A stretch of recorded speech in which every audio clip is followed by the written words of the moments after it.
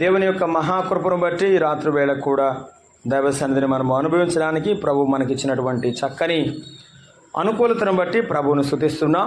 ఈ రాత్రి కాల సమయంలో దైవ గ్రంథంలో నుండి మనము దేవుని వాక్యాన్ని చదువుకుందాం. సమూయేలు రెండవ గ్రంథము 7వ అధ్యాయము. సమూయేలు రెండవ గ్రంథము 7వ అధ్యాయము 12 నుండి 14 వరకు మనము చదువుకుందాం. చూడండి, సమూయేలు రెండవ గ్రంథం 7వ అధ్యాయము 12 నుండి 14 వరకు. నీ దినములు సంపూర్ణములగునప్పుడు నీవు నీ పితరులతో కూడా నిద్రించిన తరువాత నీ గర్భములో నుండి వచ్చిన నీ సంతతిని హెచ్చించి రాజ్యమును అతనికి స్థిరపరచదు. అతడు నా నామ ఘనత కొరకు ఒక మందిరమును కట్టించును. అతని రాజ్య సింహాసనమును నేను నిత్యముగా స్థిరపరచదును. నేను అతనికి తండ్రినయుందును, అతడు నాకు కుమారుడయుండును. అతడు పాపము చేసిన ఎడల నరుల దండములతోనూ మనుషులకు తగులు దెబ్బలతోనూ అతని శిక్షింతుని గాని నిన్ను స్థాపించటకై నేను కుట్టివేసిన సౌలునకు నా కృప దూరమైనట్లు అతనికి నా కృప దూరము చేయను. నీ మట్టుకు నీ సంతానమును నీ రాజ్యమును నిత్యము స్థిరమగును, నీ సింహాసనము నిత్యము స్థిరపరచబడును అనెను. తనకు కలిగిన దర్శనమును బట్టి ఈ మాటలన్నిటి చొప్పున నాతాను దావీదునకు వర్తమానము తెలియజెప్పాను. 89వ సంకీర్తన 3-4 వచనాలు కూడా చదువుకొని ప్రార్థన చేసుకుందాం. 89వ సంకీర్తన 3-4 చరణాలు చదువుకుందాం.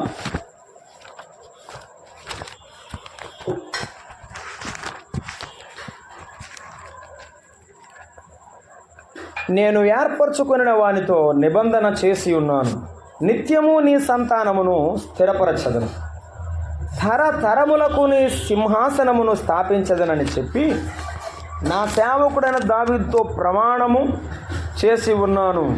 నా సేవకుడైన దావీదుతో ప్రమాణము చేసి ఉన్నాను. ప్రార్థన చేద్దాం. ప్రేమగల తండ్రి, మహిమగల మా ప్రియ ప్రభువా, నీ శ్రేష్టమైన ఘనమైన నామమును బట్టి వందనాలు నాయన.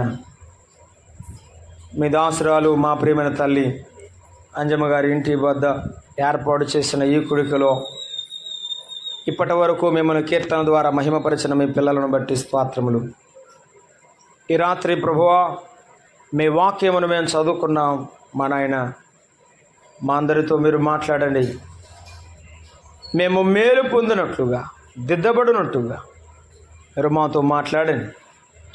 మీ మాటలు వినబడుచుండగా, సిలువవేయబడిన ప్రభువు ప్రత్యక్షపరచబడుచుండగా పాపికి రక్షణయు, మీ పిల్లలమైన మా ఆత్మీయ జీవితాలకు క్షేమమును ఏర్పాటు చేసిన దేన కుటుంబానికి మీ కృపా దీవెనయు అనుగ్రహించుమని మా రక్షకుడైన క్రీస్తు యేసు నామమున ప్రార్థన చేయుచున్నాము తండ్రి.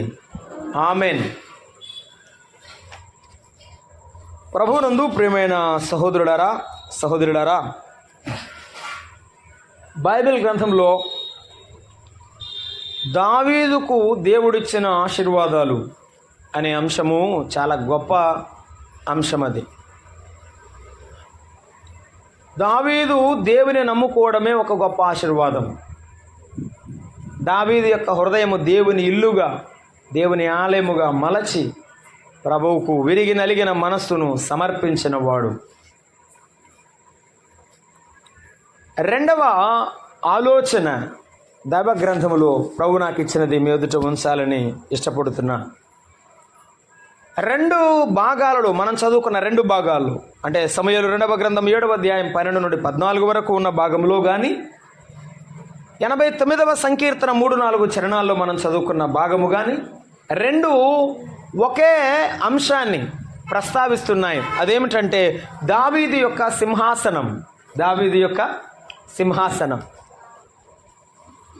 దావీదు యొక్క సింహాసనమును గురించి ప్రభువు చెప్పిన మాట చాలా విశేషమైనటువంటి మాట.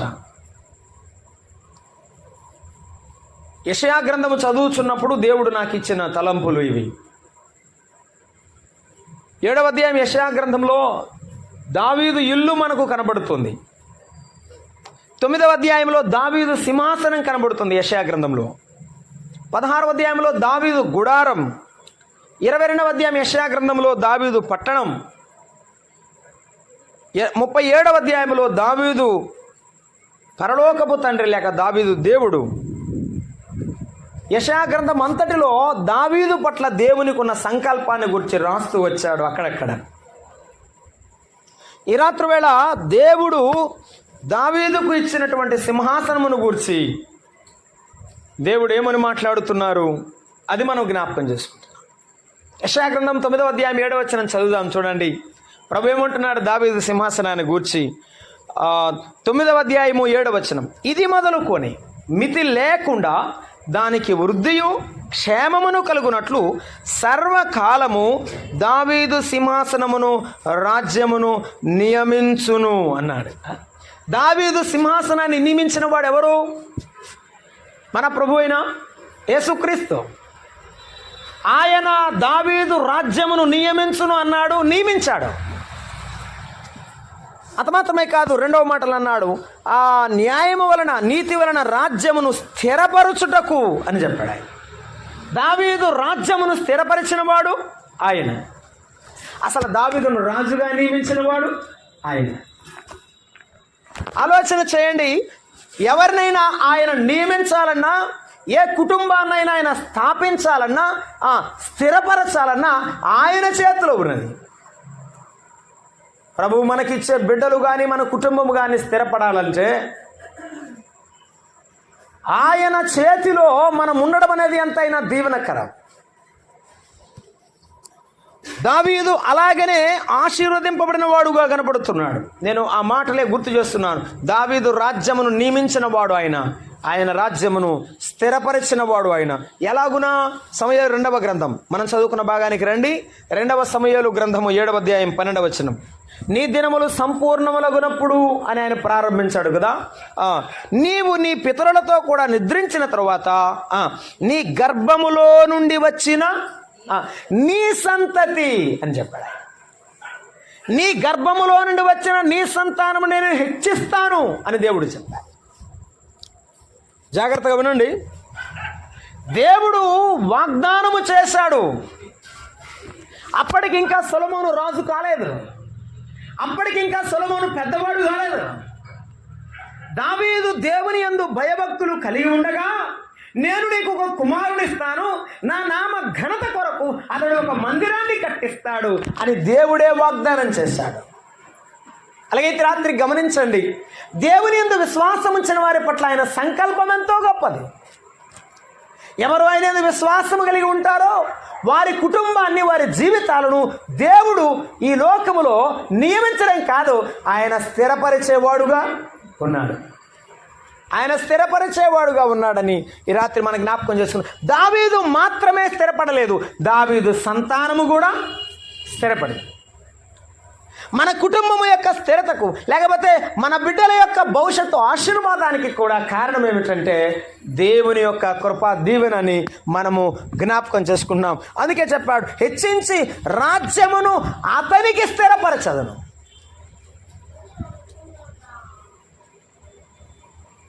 మనము దేవుని ఎడల విశ్వాసము కలవారమైతే, ఆయన నామ ఘనత కొరకు జీవించేవారమైతే, గుర్తుంచుకుందాం, ఆయన నామ ఘనత కొరకు జీవించేవారమైతే మన జీవితాలను, కుటుంబాలను స్థిరపరిచేవాడు దేవుడే.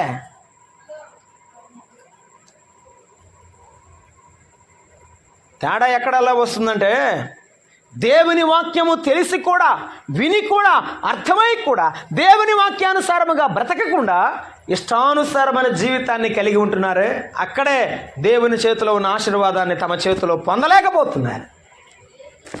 ఏ భేదము లేదు, అందరూ పాపము చేసి దేవుడు అనుగ్రహించే మహిమను పొందలేకపోతున్నారు.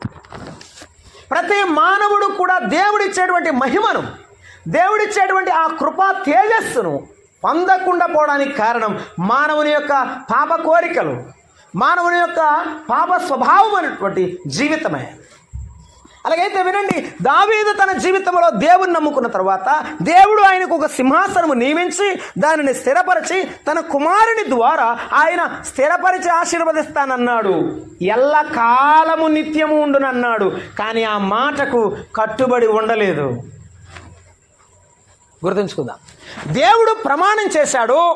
దావీదేమన్నాడు? అయ్యా, నా కుటుంబము నిత్యము నీ సన్నిధిని ఉండనట్లు దానిని స్థిరపరచుము అని ప్రార్థన చేశాడు. ఆయన చనిపోయాడు. కానీ ఆ కుటుంబం ఏమైంది? స్థిరపడలేదు. ఆ కుటుంబం స్థిరపడలేదు. ఆ మాట చదువుకుందాం. 2వ దినవృత్తాంతాల గ్రంథంలో ఆ మాట చదువుకుందాం. చూడండి, 2వ దినవృత్తాంతముల గ్రంథంలో 36వ అధ్యాయంలో 36వ అధ్యాయం 15వ వచనం మనం చదువుకుంటున్నాము. 36వ అధ్యాయము 15వ వచనం. వారి పితరుల దేవుడని యెహోవా తన జనుల యందును తన నివాస స్థలమందును కటాక్షము గలవాడై, తన మందిరం అంటే ఆయనకి కటాక్షం ఉంది, తన పిల్లలంటే కటాక్షం ఉంది, ప్రేమ ఉన్నది. ఆయన చూపించి ఏం చేశాడు? వారి యొద్దకు తన దూతల ద్వారా వర్తమానము పంపాడు. తన దూతలను పంపాడు, తన దాసులను పంపాడు. వర్తమానం పంపుచూ వచ్చను. ఆయన పెందలకడ లేచి పంపుచూ వచ్చినను ఏం జరిగింది? వారు దేవుని దూతలను ఏమిటంటే ప్రార్థన? ఏడి ప్రార్థన? పిచ్చోడి ప్రార్థన ఏంటి? ఏ పగలు లేదు, భారతం లేదు, రాత్రి లేదు, పగలు లేదు. చెప్పేది వినకుండా, అర్థం చేసుకోకుండా, జీవితం అంటే అర్థమేమి కాకుండా జీవిస్తూనే అలాగున ఆనాడు ఉన్నారు, ఈనాడు కూడా అంతే. ఎగతాళి చేస్తూ వాక్యములను ఏమంటే ప్రవక్తలను తృణీకరించారు, వాక్యోపదోషకులను తృణీకరించారు. సరే, మానవ మాతృలండి. రెండో మాట ఏమన్నాడు? ఆయన వాక్యమును కూడా తృణీకరించారు. ఆయన వాక్యమును కూడా ఎగతాళి చేశారు. అందువల్ల ఆయన ప్రవక్తలను హింసించడం వచ్చినందువల్ల నివారింప శక్యము కానీ దేవుని కోపం వారి మీదకి వచ్చారు. అయ్యో, ఎందుకు అలా వచ్చింది? దేవునికి వ్యతిరేకంగా జీవించుచున్నందువల్ల, దేవునికి వ్యతిరేకంగా ఉన్నందువల్ల అని మనం జ్ఞాపకం చేసుకుంటున్నాం. ఆ మాటను నేను దైవ గ్రంథంలో మరొకసారి జ్ఞాపకం చేస్తాను. 2వ దినవృత్తాంతాల గ్రంథం మరొకసారి మనం చదువుకుందాం. చూడండి, 36వ అధ్యాయంలో ఆ మాటను జ్ఞాపకం చేసి ముందుకు సాగిపోతున్నాను. దేవుని యొక్క కోపము నివారింప శక్యము కాకుండా ఎందుకు ప్రజల మీదకు వచ్చిందో జ్ఞాపకం చేస్తున్నాం. 36:5 యెహోయాకీము ఏలనారంభించినప్పుడు 25 ఏండ్ల వాడు యెరూషలేములో, ఏమంటే చిన్నపిల్లలు ఉంటారు కదండి, ఆ కోపం అందరి మీద ఎందుకు వచ్చింది మరి చెప్తున్నాడు. యెరూషలేములో ఇతడు 25 ఏండ్ల వాడై 11 సంవత్సరములు లేరు. 25 సంవత్సరాలంటే యుక్త వయస్సు. అతడు యెహోవా దృష్టికి చెడు నడత, యవనస్తులు తమ నడతను చెడిపివేసుకున్నారు. 9వ వచనం. యెహోయాకీను ఏలనారంభించినప్పుడు ఎన్నేళ్ల వాడు? 8 ఏళ్ల వాడు. 8 ఏళ్ల వాడు ఏలనారంభించి 3 నెలల 10 దినములు ఏలును. అతడు యెహోవా దృష్టికి చెడు నడత. ఎన్ని సంవత్సరాలు? 8 ఏళ్ళోడు కూడా. అయ్యో, ప్రపంచం ఎంత చెడిపోయింది! 25 సంవత్సరాల యవనస్తులు దారి తప్పారంటే ఒక అర్థం ఉన్నది. కానీ 8 సంవత్సరాల పిల్లలు కూడా పాపము చేయుచు తప్పిపోవచ్చు ఉన్నారని బైబిల్ చెప్తున్నది. ఆనాటి ప్రజలు ఆ రీతిగా దేవునికి వ్యతిరేకమైన చిన్నలయ్యారు, పెద్దలయ్యారు, యవనస్తులయ్యారు, వృద్ధులయ్యారు, స్త్రీలు, పురుషులు అందరూ కూడా తొలగిపోయారు. దేవుడు దావీదుకు ప్రమాణం చేశాడు, కానీ దావీదు పిల్లలు దాన్ని నిలబెట్టుకోలేదు. దావీదు పిల్లలు దాన్ని నిలబెట్టుకోలేదు. యెషయా భక్తుడు ఒక మాట చెప్పాడు, దానికి ఒక పేరు పెట్టాడు ఆయన. ఏమని? 11వ అధ్యాయం 1వ వచనం. యెషయా గ్రంథము 11వ అధ్యాయము 1వ వచనం. యెషయట పెద్ద వృక్షమయ్యాడట. యెషయి మొద్దు నుండి చిగురు పుట్టును. యెషయి ఏమైపోయాడు? మహావృక్షమై ఎదిగాడు. యెషయి సంతానమైన దావీదు సంతానమంతా మహావృక్షమే ప్రపంచమంతా పరిపాలన చేసింది. కానీ అది ఏమైపోయిందంటే నరకబడి ముద్దయింది. నీవు నేను ఎంత ఎదిగినా ఒదిగి ఉండకపోతే, నీవు నేను ఎంత ఎదిగినా పాపభీతి లేకపోతే, దేవుని భయము లేకపోతే, ఏదో ఒకరోజు మహావృక్షము పడిపోయి ముద్దయినట్టు దేవుని భయము లేనివాడు లోకములు అలాగే పడిపోతాడు సుమా. దేవుని భయము లేనివాడు అలాగే పడిపోతాడు. దావీదు సంతానం, దావీదు సింహాసనం దేవుడు స్థిరపరుస్తాడంటే వారు ఆ సింహాసనం మీద ఉన్నటువంటి దాన్ని పోగొట్టుకొని వారంతా కోల్పోయిన వారుగా కనబడుతుండగా ప్రభు అంటున్నాడు, యెషయి యొక్క మొద్దు అట, అది మొద్దుగా మార్చబడింది. వంశమంతా తొలగిపోయింది, అందరూ తొలగిపోయారు. ఆ యొక్క సింహాసనమే లేదు ఇక అన్నట్టుగా ప్రజలు ఊసే లేదు. ఎస్ఐ మొద్దయిపోయింది. ఏమైంది తర్వాత? మొద్దు నుండి పెద్ద చెట్టు వచ్చింది కాదు. ఎంత చిగురు? ఎంత అండి చిగురు? ఎంత చాలా చిన్నది కదా చిగురు పుట్టును. అది ముద్దయిపోయి జీవం లేకపోగా ఇక భూమిలో ఉండిపోయి ఎండిపోయింది, కానీ దానిలో నుండి జీవము వచ్చింది. యెషయి మర్చిపోయాడు, యెషయి సంతానమైనటువంటి దావీదు సంతానము కూడా మర్చిపోయారు, కానీ యేసయ్య మాత్రం ఇచ్చిన మాట మర్చిపోలేదు. ఏమిచ్చాడు? దావీదు సింహాసనాన్ని నేను స్థిరపరుస్తానని ఏ మాట ఇచ్చాడో ఆ మాటకు ఆయన మరలా జీవం పోస్తున్నాడు. ఏం చేస్తున్నాడంటే యెషయి మొద్దు నుండి మరలా చిగురు పుట్టించాడు అని మనం చూస్తున్నాం. ఆ చిగురు ఎవరు? ఆ చిగురు ఎవరు? దావీదు చిగురు అయిన, జకర్యా గ్రంథంలో ఆ మాట చెప్పాడు, దావీదు చిగురు అయిన యేసుక్రీస్తు, మన ప్రభు అయిన యేసుక్రీస్తును గురించి రాశారు. అవును, యేసుక్రీస్తు ప్రభువారు దావీదు వంశములో జన్మించాడు. మత్తయి సువార్త 1వ అధ్యాయం 1వ వచనంలో అంటాడు, దావీదు కుమారుడైన యేసుక్రీస్తు. దావీదు వంశం అంతటితో అంతరించిపోలేదు. దేవుని మాట అలాగున కాలగర్భంలో కలిసిపోకుండా దేవుడు దావీదు వంశము మర్చిపోయినటువంటి ప్రమాణాన్ని దేవుడు గుర్తు చేసుకున్నాడు. ఈ రాత్రి గుర్తుంచుకుందా? నీవు ఎంత భక్తిగా బ్రతుకుతున్నావో, దేవుని ఎడల నీవెంత భయంగా ఉన్నావో, నీ వంశము పట్ల, నీ యొక్క జీవితము, కుటుంబం పట్ల దేవుడి యొక్క ప్రణాళిక అలా ఉంటుంది. దేవుడు మరచువాడు కాడు. దావీదు సింహాసనమును స్థిరపరుస్తున్న దేవుడు, ఆయనే దావీదు సింహాసనం మీద కూర్చుంటాను అని వాగ్దానం ఇచ్చినవాడు. ఆ మాట చదువుకుందాం. అపోస్తల కార్యముల గ్రంథం పేతురు భక్తుడు ప్రసంగములో ఈ విషయాన్ని మనం జ్ఞాపకం చేసుకుంటాం. 2వ అధ్యాయము 29 నుండి 36 వరకు ఆ భాగమున్నది. ఆ భాగములో, సహోదరులారా, మూల పురుషుడగు దావీదును గురించి ధారాళంగా నేను మాట్లాడాలి. అతడు చనిపోయి సమాధి చేయబడ్డాడు. మన మధ్య ఆయన సమాధి ఉన్నది. అతడు ప్రవక్త అయి ఉండెను గనుక అతని గర్భఫలం, గుర్తుంచుకోండి, అతని గర్భఫలములో నుండి ఒకను కూర్చుండబెట్టుదునని దేవుడు దావీదుతో ప్రమాణము పూర్వకముగా మాట ఇచ్చాడు. ఒట్టు పెట్టుకున్న సంగతి అతడు ఎరిగి విడువబడలేదనియు, ఆయన శరీరము కుళ్ళిపోలేదనియు దావీదు ముందుగా తెలుసుకొని అన్నాడు. ఆ మాట దగ్గర ఏమ్మా, దావీదు బతికిన కాలం ఎప్పుడు? యేసు ప్రభు లోకంలో పుట్టిన కాలం ఎప్పుడు? చాలా వందల సంవత్సరాలు ఉంది, చాలా గ్యాప్ ఉంది. కానీ దావీదు ముందుగానే విశ్వాసంతో నిరీక్షించాడు. ఏమనంటే, ఈ యొక్క వంశమును దేవుడే దీవిస్తాడు, దేవుడే ఈ వంశమునకు జీవం పోయేవాడని విశ్వసించాడు. ఇదిగో నేను కుళ్ళిపోయిన, నా శరీరము కుళ్ళిపోయినప్పటికీ కూడా ఆయన జీవము గలవాడు, దీనికి జీవం ఇస్తాడని నమ్మాడు. పేతురు భక్తుడు ఒక మాట ఇంకొక అడుగు ముందుకేసి చెప్పాడు. ఏమని? ఆయన కుళ్ళిపోలేదు అని మాట చెప్పాడు. దావీదు కుళ్ళిపోయాడు. దావీదు ఎముకలు కూడా కనపడుతున్నాయో లేవో మనకు తెలియదు, కానీ దావీదు ఇచ్చిన మాట మాత్రం అంతరించలేదు. ఇది వాస్తవం. దేవుడు నీకు ఇచ్చిన మాట దేవుడు అంతరించేటట్టుగా చేయడం గుర్తించు. నీకు, నీ సంతానానికి, నీ గర్భఫలానికి దేవుడు దాన్ని తప్పకుండా ఇస్తాడు. అయితే నీవు నేను చేయాల్సింది ఏంటో తెలుసా? దావీదు నమ్మినట్టు నమ్మాలి. దావీదు చనిపోయేటప్పుడు కూడా అదే విశ్వసించి నమ్మి చనిపోయాడు. తర్వాత దావీదు సంతానం దాన్ని అనుభవించారు.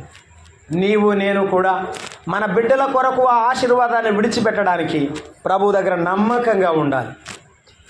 దావీదు సింహాసనం మీద ప్రభువు కూర్చుండడానికి ఒక గొప్ప కారణం ఏమిటంటే ఆయన ప్రమాణం. ప్రకటన గ్రంథంలో ఒక మాట చెప్పాడు. ఏమనంటే, జయించవానిని, దావీదు సింహాసనం కాదు ఇచ్చేది, జయించవానికి ఏ సింహాసనం ఇస్తాడంట? నా సింహాసనము మీద వానిని కూర్చుండబెట్టదును, నా తెల్లరాతినిస్తాను, మన్నానిస్తాను, నేను పోషిస్తాను అని ఆయన చెప్పాడు. దావీదు సింహాసనం మీద ఆసీనుడైన దేవుడు ఆయన తన సింహాసనం మీద మనల్ని ఆసీనులుగా చేస్తానని వాగ్దానం ఇచ్చాడు. గుర్తుంచుకుందాం. గర్భఫలమును ఆశించేవారైనా, గర్భఫలము కలిగిన వారైనా ప్రభువునందు విశ్వాసం ఉంచాలి. దేవుడిచ్చే గర్భఫలం భవిష్యత్తులో కూడా స్థిరపరచబడి ప్రభువు కొరకు నిలబడాలని మనము మనసు నిశ్చయం కలిగి ఉండాలి. రెండవది, పాప భయము కలిగి ఎల్లప్పుడూ మనము జీవించి ప్రభువుని మహింపరచాలని జ్ఞాపకం చేసుకుంటున్నాం. ఆయన యొక్క పునరుత్థానమును గూర్చి ఎరిగిన వాడు దావీదు ముందుగా ప్రకటన చేశాడని పేతురు భక్తుడు అక్కడ ప్రస్తావించాడు. అసలు ప్రభు పునరుత్థానాన్ని గురించి ఎవరికి తెలియదు, సంఘమును గురించిన అవగాహన లేదు. కానీ పరిశుద్ధాత్మ దేవుడు ఆయనకు బయలుపరిచాడని చెప్పాడు. కాబట్టి మనము దేవుని ఆత్మ స్వాధీనంలో ఉంటే భవిష్యత్తులో ఏం జరగబోతుందో ప్రభు ముందుగా చూపిస్తాడు. ఇది వాస్తవం. రెండవ మాట చూస్తున్నాం మనం అక్కడే అపోస్తుల కార్యముల గ్రంథం 2వ అధ్యాయంలో కుళ్ళిపోలేదు అని ఆయన చెప్పాడు. అపోస్తుల కార్యముల గ్రంథంలో విడువబడలేదని చెప్పాడు. ఆ ప్రమాణము చేశాడు. 31వ వచనం, 32వ వచనం, ఈ యేసును దేవుడు లేపెను, దీనికి మేమందరము సాక్షులము అని చెప్పాడు. లేపబడిన యేసుక్రీస్తు ప్రభువారి యందు విశ్వాసం ఉంచితే నీకు జీవం. ఆనాడు దావీదు విశ్వాసం ఉంచాడు. దావీదు వంశం జీవింపబడింది, దేవుని చేత దీవింపబడింది. ఈనాడు విశ్వసిస్తే నీ యొక్క జీవితం మార్చబడుతుంది. యెషయా గ్రంథంలో ఒక మాట చదువుకున్నాం. యెషయా గ్రంథము 2వ అధ్యాయము 23వ వచనము 23వ వచనాన్ని మనం చదువుకున్నాం. 2వ అధ్యాయము 23వ వచనం. అక్కడ ఒక క్షమించండి, ప్రకటన గ్రంథం 3:21 చదువుదాం. మొదటిగా 3వ అధ్యాయము 20వ వచనాన్ని మనమందరం ఎరిగిన మాట చదువుదాం. ప్రకటన గ్రంథము, నేను జయించి నా తండ్రితో కూడా ఆయన సింహాసనం కూర్చుండ ప్రకారము జయించువానని నాతో కూడా నా సింహాసనం మీద కూర్చుండనిచ్చేదను. అది సింహాసనము దావీదు సింహాసనం వంటిది కాదు, అంతరించిపోయే సింహాసనం కాదు. యుగాయుగములు శాశ్వత కాలం ఉండే దేవుని రాజ్యపు సింహాసనం అది. ఆయన సింహాసనం మహిమగల సింహాసనం. ఆ సింహాసనం మీద కూర్చుండబెడతానన్నాడు. 19:16 కూడా చదువుకుందాం. ప్రకటన గ్రంథము 19వ అధ్యాయము 16 వచనాన్ని కూడా చదువుకున్నాం.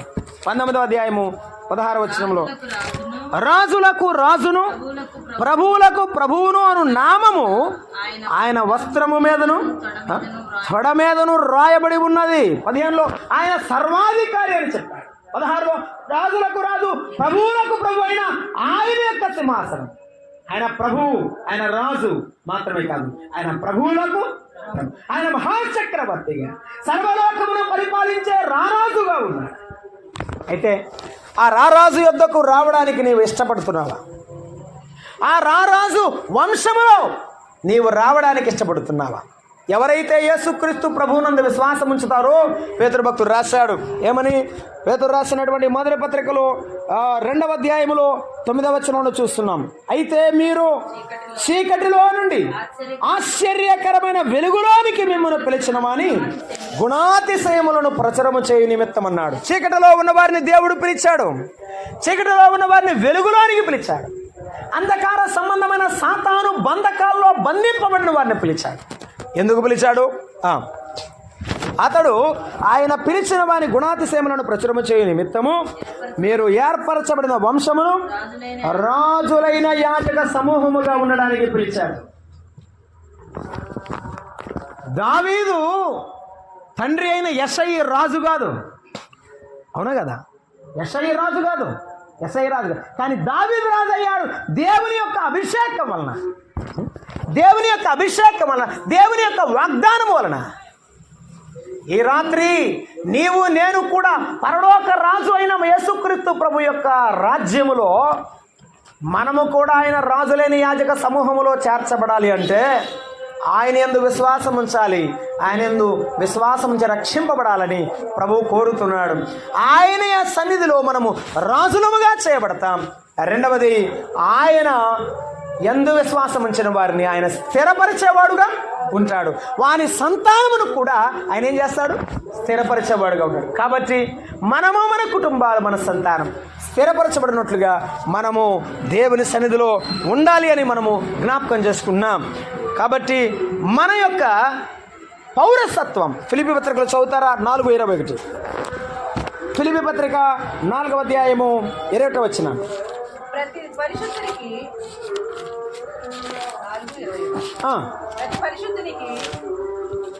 నేను చెప్పింది కరెక్టేనా అమ్మ? 3:20, క్షమించండి, 3:20.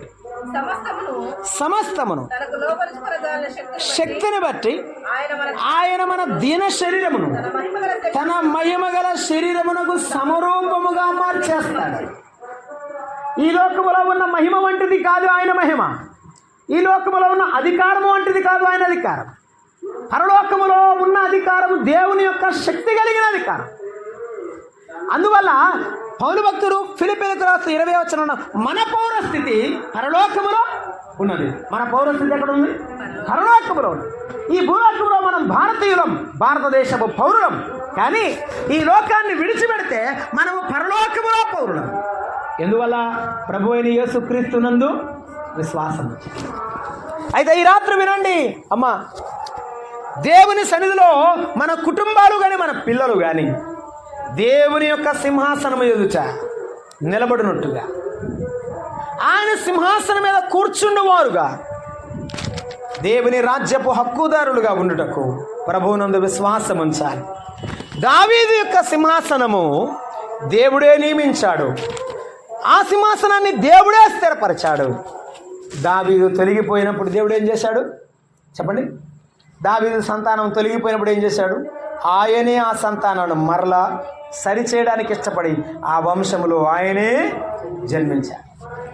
ఈ రాత్రి వేళ నమ్మిన మనము, మన కుటుంబాలు దేవుని సన్నిధిలో ముందుకు సాగుతుండగా, దేవుని సన్నిధిలో నుండి ఎవరైనా తొలగిపోతే మరలా మన యొక్క బిడ్డల ద్వారా ఆయన వారి హృదయాల్లో జన్మించడం ద్వారా మన కుటుంబాలు ముందుకు కొనసాగిస్తాడు.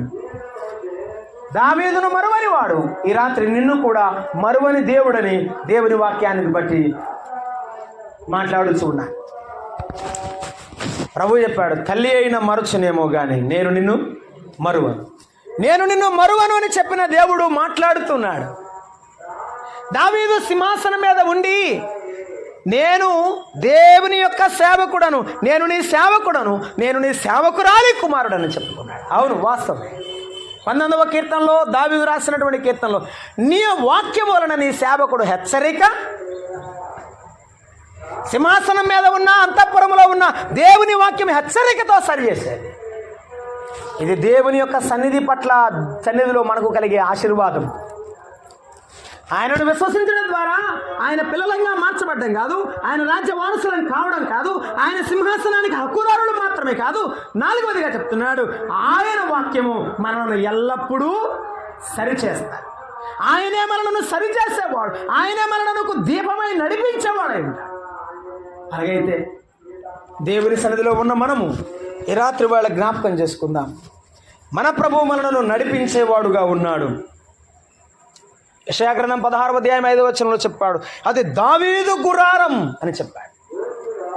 The tabernacle of David, the tabernacle of God అంటే ఒక సింబాలిక్గా, ఒక అక్షరార్థమైన సూచనగా కనబడుతున్నట్లుగా ఆ గుడారం అక్కడ ఉన్నది యెషయా గ్రంథంలో. మన గుడారాలు దేవుని నివాసాలైతే, మన గుడారాలు ప్రార్థన ఆలయాలుగా అయితే, మన గుడారాలు, మన ఇళ్ళు దేవుని యొక్క ఆరాధించే స్థలాలైతే దేవుని ఆలయాలుగా మార్చబడతాయి. మన జీవితాలు ప్రభువుకు అంకితమైనప్పుడు ఈ గొప్ప మార్పు దేవుడు ఇస్తాడు. ఈ రాత్రి వేళ వాక్యం వినుచుండగా,